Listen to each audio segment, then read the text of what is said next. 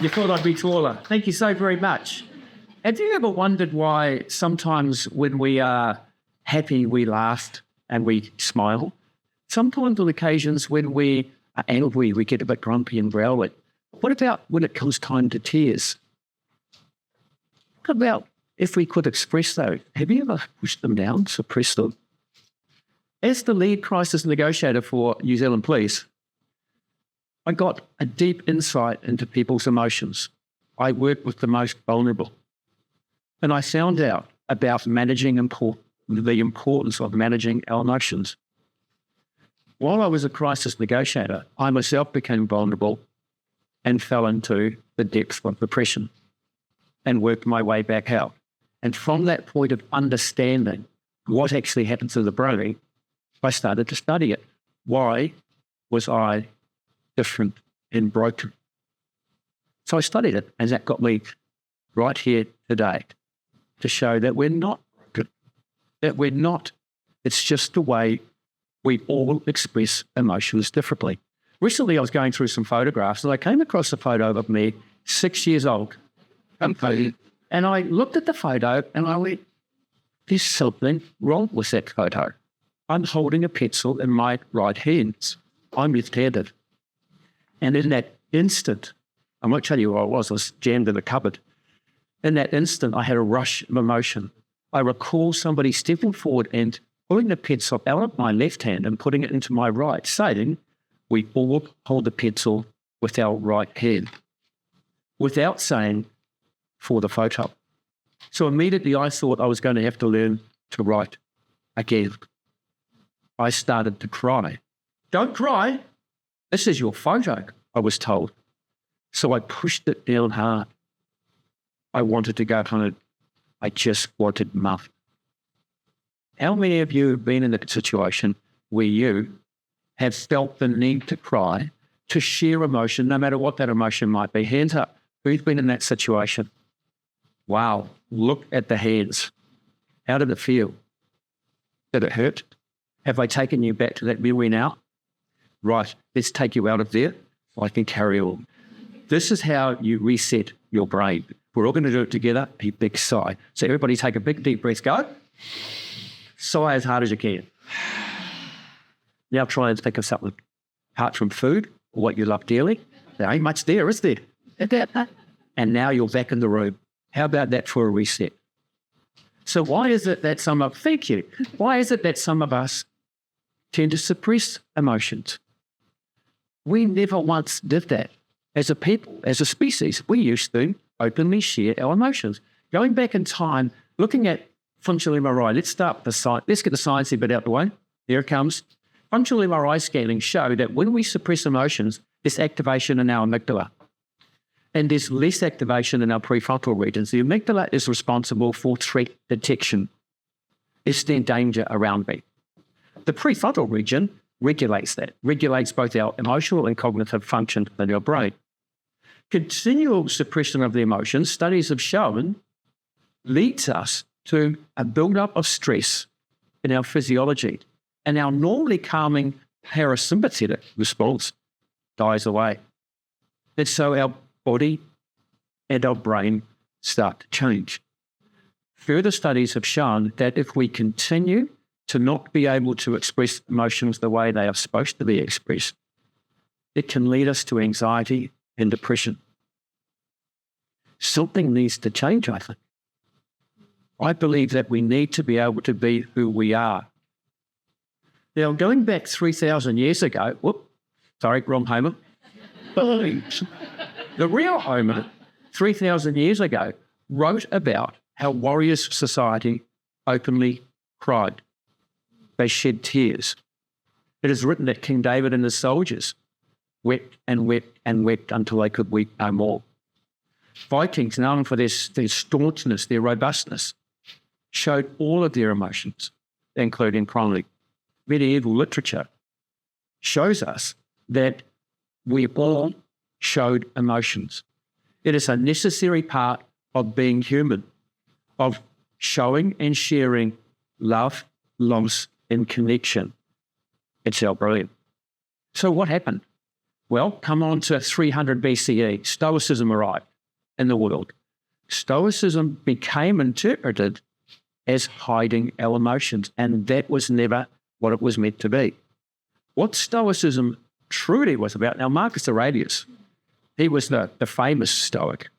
He wrote meditations about the importance of processing emotions, of the importance of empathy, and the importance of how we treat others matters.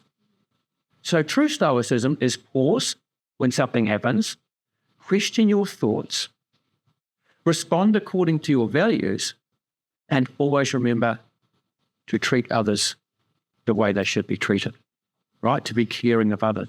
That is true Stoicism. But somehow it got interpreted as pushing it down. What it actually is don't let emotions control you. So that's the start of it. Then in history, we had the Victorian era of the stiff upper lip.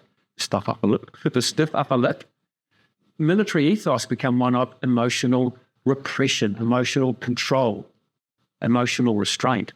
World War I, always a brave face. World War II, important that for United Kingdom, Great Britain, keep calm, carry on. This is the start of the change, though. Stoicism, the interpretation then was reinforced, but not for all of us, because a lot depends on who you socialized with, your cultures. Many cultures, particularly Indigenous cultures, openly share all of their emotions. They know they weren't influenced as much as some of the others of us. When we go to school, we learn social norms. We learn how to behave. And depending on the school we went to, the social norms are different. Depending on the group within the school, we learn. So we start from the time we're born to comply, to conform. Now, the reason for that is our brain is wired to look for danger. It's called a negativity bias, and it does so by two things.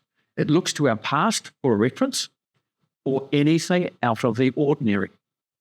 And so as we're a species who likes to be connected, some of us conform to the norm of that group, and we all had different groups. So it clearly indicates now that no two people have the same response to any emotion. We are different. Bad. Snap my teeth. Why is that important for today's modern world? Well, our world is changing so fast, we can't keep up with it. Organisations need to be able to adapt to our fast-paced, ever-changing world. But remember this, organisations are run by people. And people, when we're not at our best. Now, task analysis shows, linking to the previous speaker, task analysis shows that when we suppress emotions, when we suppress what we want to say, when we suppress things, there's a build-up in our brain. There's an emotional and cognitive load placed on that makes thinking more difficult, more tiring. It's a burden to try and control those emotions. Now, I'm not talking about everybody going around crying. I'm saying that we may be able to start expressing emotions the way you are as a person. Because organisations need to adapt, and we need to adapt fast. So we need diversity, we need equity, and we need inclusion. But how can we truly have DEI if we're not able to be ourselves? So the question I pose to you is, are we ready for it in our new world? Or are we still going to be locked in our past? Because we need to open up more things. We need to be ourselves. Studies have shown that when we're able to be ourselves, we become more creative. We become more caring. This is not woo-woo. Could you feel a room change then? We are emotional species. We're connected by our hearts, not our heads. The head controls it.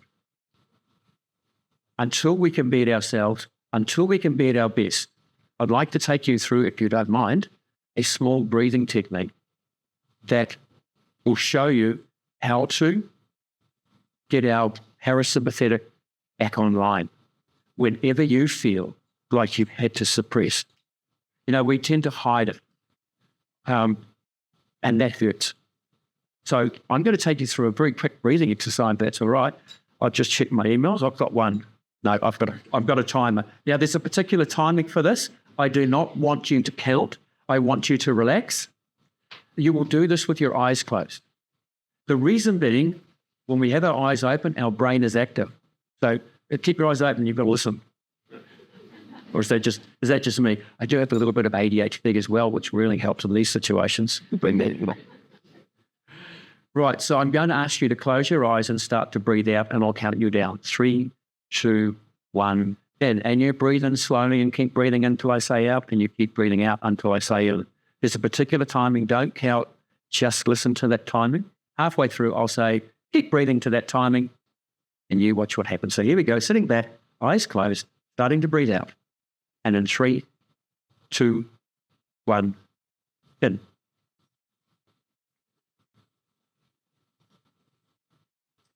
Out.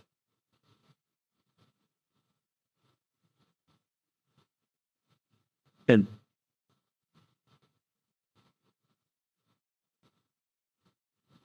Out.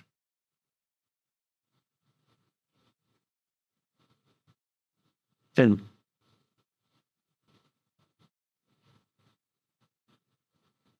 Out.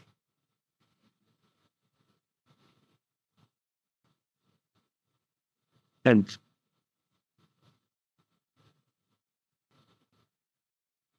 Out. In.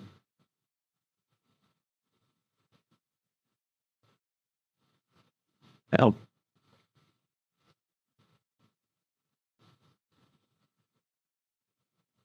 And keep breathing to that timing.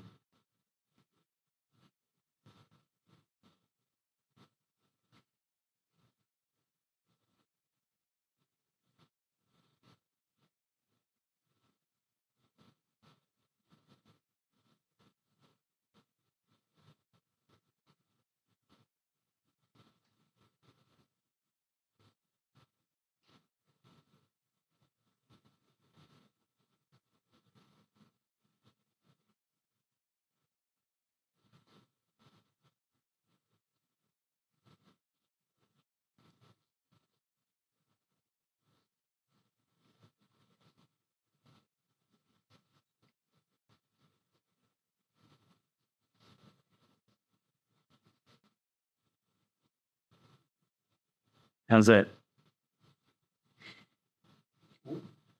Couldn't go to sleep. That was just 2 minutes. 6 seconds in, 6 seconds out. Don't hold your breath when you do that. Slow it right down. Slowing the breathing slows the heart, slows the head. Until we're able, can you imagine a world where we could all be who we truly are? We would be able to say something professionally and respectfully, to be in a group of strangers and be us. That would mean if we all did that, out of the ordinary will no longer be out of the ordinary. It would be extraordinary. So my question to you, are you willing to make a small change to make a big difference for yourself and possibly for those around you? Thanks to all.